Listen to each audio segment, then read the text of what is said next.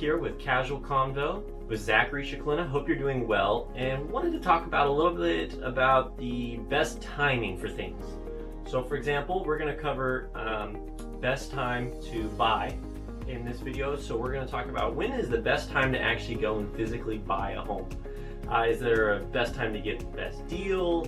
Is there ideal timing for you?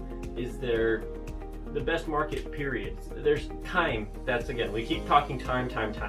And again, the goal that you might have might align or slightly misalign with common notions of when the best time to buy is. That being said, what truly comes down to it, it's your goals, what you're trying to achieve, what you have going on in your life. Make sure to balance out the work, the family, any upcoming vacations. Sounds silly, but if you have any trips planned over the next 6 months, you might want to buffer in the whole home buying and moving process with those time-wise. But figuratively speaking, the best times to buy, there's two different aspects to look at it, and that's where a lot of agents can get in trouble because they always say it's always a great time to buy or sell. Well, the reason is there's certain benefits and there's certain negatives that go along with each one. So in this case, we're going to look at, traditionally speaking, if we're looking at a financially based decision, prices will slightly dip in the winter time. So give or take right when the main holidays start hitting in this November, December, you'll start to slightly see things come down ever so slightly. When we're talking, it's a few percent, it's single digit percentages if it comes down. But you know what? In the long run, that can add up, and it can get you to that being qualified for something.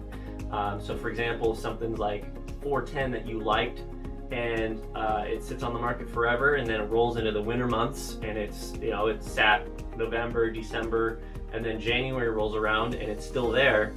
The odds, if you're qualified up to 400, the odds of being able to get that home under escrow is pretty decent.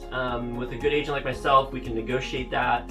We can play timing into that where it's the winter months, and then we can kind of use a little bit of tactics in the sense of, hey, it's the winter months. You guys might have to sit until spring. Now you got to account for the mortgages on that property, and let's just work this out. And so again, negotiation, wintertime months tend to be where you get the lowest price.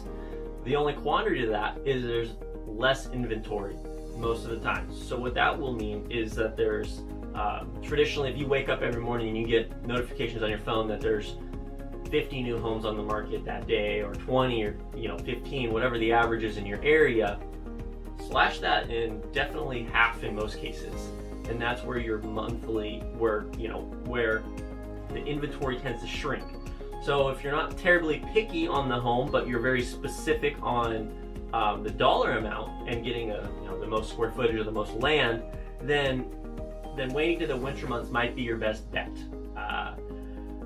On the flip side, if you're looking to buy, the summertime can be the best time to buy because, one, sometimes kids aren't in school. If you have kids, again, this is where your individual goals are going to play into this. But if you don't have kids in school that you have to work around their schedule along with moving and things like that, then summer can be the best time to buy. As well, the benefit to the summertime is you have a lot more inventory. There's more homes coming on the market. People are more willing to move because it's not raining. Not very many people want to move when it's raining. That being said, we've done it. I know clients that have done it. It gets done. So again, if you're aiming for value, wintertime can be the best bet. If you're aiming for personal timing and more options in a given area, then summertime is usually going to be that best bet. And we're talking fall and spring. They kind of intermittently go back to either of the markets. Sometimes they'll, October, November will trickle more into the winter months where the market starts coming down then. Other times, like this last year when this is being recorded, last year during COVID, everything basically just stayed up because demand was so high for folks relocating to the Sacramento region.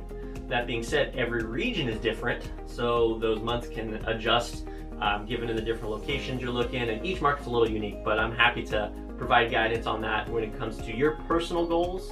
And that's what you should be focused on, is what is your personal goal and what are you trying to achieve, and how does time line up with that? Because again, if you've got a 4-week vacation into another country or around the US doing a road trip or something like that, and you're going to be gone for 4 weeks, that's probably not the best time to buy a house or be in escrow. Maybe you could be looking, and we can try and go that route when there's some strategies with that.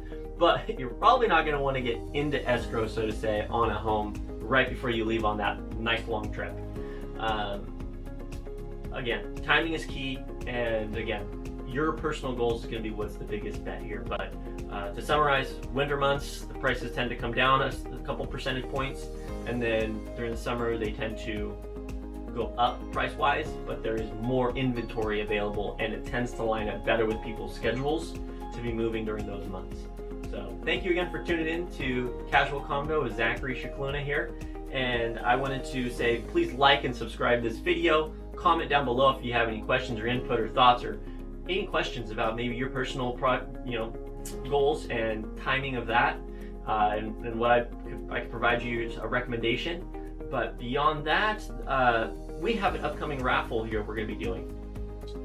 Getting in the works, we're about to button it up and get it out here to you folks who are viewing. But the way we're going to do this is, if you are personally a client of mine, whether you referred somebody to me, whether you've bought or sold or invested with me, on your anniversary date of when you've bought or sold a home or of any kind, we're going to put you into a raffle for that month. And we're going to be raffling off a Tahoe getaway, and again, that's going to go every month. So there'll be 12 winners, and again, if you've been one of my clients, will be volunteered for that month automatically. If you refer anybody to me, so if you know of a neighbor or somebody that might be thinking about moving or want to talk about real estate, even if they just want to talk about real estate, send their info to me. We're going to have a link to where you can do that, fill it in nice and easy. And again, I'll be able to provide them some value and understand what the markets are doing, and kind of just help come from an educational and helpful standpoint, and get them free magazines, things like that, to be able to keep them informed of what's going on. As well, by doing that referral, you and them will be entered into that raffle for that weekend getaway in Tahoe. So again, be one of the 12 winners this year, and we're going to get that going here. Hopefully next month we'll have that rolling out, and then you'll be able to tune into our videos to be able to find out who the lucky winner is. We'll do a webinar, we'll do a live roll raffle on that. So again, thank you for tuning in, and look forward to seeing you guys on the other side. Have a great week. Take care.